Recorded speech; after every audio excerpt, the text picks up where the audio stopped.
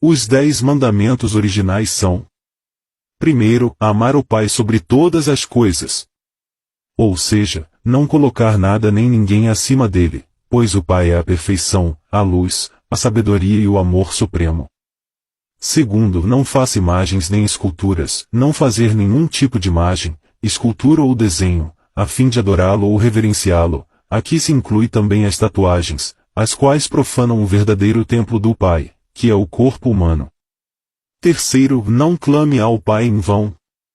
Significa não tentar o Pai, pedir coisas vãs, como punições, bens materiais, futilidades, nem fazer ladainhas e vãs repetições de orações como os religiosos fazem.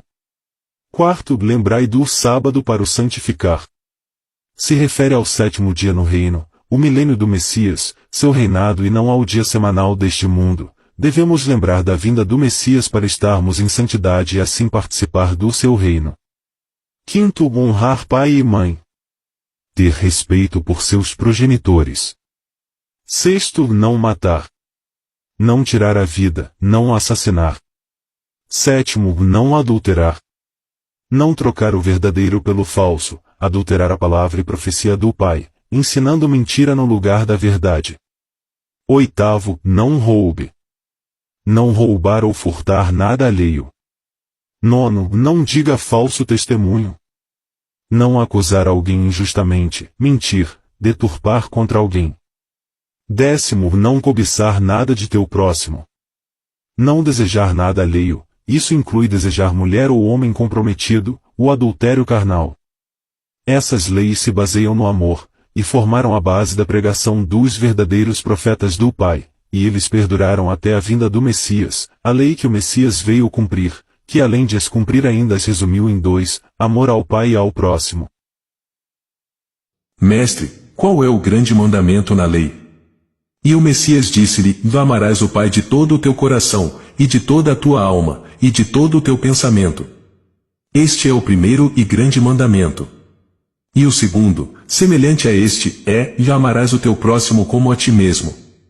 Destes 2 mandamentos dependem toda a lei e os profetas. Quem tem amor ao próximo automaticamente cumpre todos os 10 mandamentos, pois ela não irá matar, roubar, destruir, adulterar, etc., pois estará cheia do Espírito do Pai. Veja que Moisés, assim que recebe os mandamentos, imediatamente descumpre o 6º, de não matar, ordenando a morte de cerca de 3.000 pessoas. Israel, portanto, nunca deixaria seu povo colocá-los em prática, já que assim se tornariam do Pai e por isso decide escondê-los dentro da arca. Tal arca foi elaborada por Israel à semelhança da arca de Anubis, utilizada na cultura egípcia, e segundo ele, deveria ser guardada dentro de um tabernáculo, assim como no Egito as imagens dos deuses eram guardadas em tabernáculos, onde eram acessados somente pelos sacerdotes. Israel, seguindo o mesmo princípio, faz o mesmo com a arca. Ela ainda possuía 2 querubins em sua tampa, o que viola o 2º mandamento de não fazer imagens e esculturas, assim como a serpente de bronze erguida no deserto. O termo querubim se refere a anjos caídos, assim como serafins e arcanjos, pois entre eles existe uma hierarquia, do mais fraco ao mais forte, diferente dos anjos do Pai que são iguais entre si, todos são irmãos, sem distinção de classes, como ocorre com os caídos.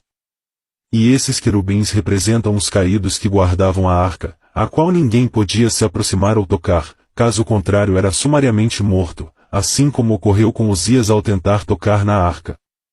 Assim, Israel impediria que seu povo seguisse os mandamentos do Pai e em seu lugar estabelece suas próprias leis, as 613 leis de Moisés.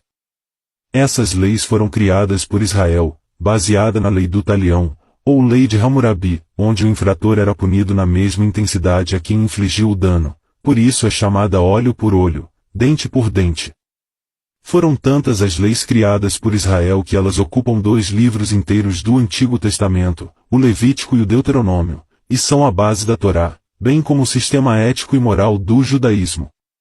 Entre as leis existem as que são punidas com a morte, como matar por apedrejamento, por espada e enforcamento. Haviam leis referentes à impureza, o que tornava a pessoa impura, a qual deveria ser afastada do povo até sua purificação, e nem mesmo devia ser tocada, como mulheres em período de fluxo, pessoas com lepra ou que tenha tocado em algum morto, o consumo de certos alimentos como carne de porco e até mesmo mulheres que deram à luz. Onde se der à luz uma menina ficará mais impura que um menino. Além disso, várias leis tinham um caráter racista, fazendo acepção de pessoas, com punição e exclusão da mesma, como a lei que proibia qualquer pessoa com alguma deformidade de se oferecer aos trabalhos do sacerdócio. Havia até mesmo leis referentes aos escravos, como a lei que puniria a quem matasse seu escravo por espancamento, mas caso o escravo sobrevivesse seu dono não seria punido. Entre as leis mais bizarras havia referente ao abuso, onde tanto o abusador como a mulher seriam mortos, caso a mulher não gritasse. Também havia a lei que ordenava matar o próprio filho, caso fosse desobediente, beberrão e comilão.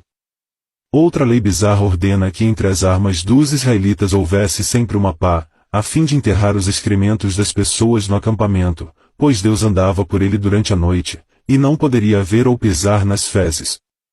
São as mais variadas leis criadas por Israel, as quais levavam somente à morte e pecado.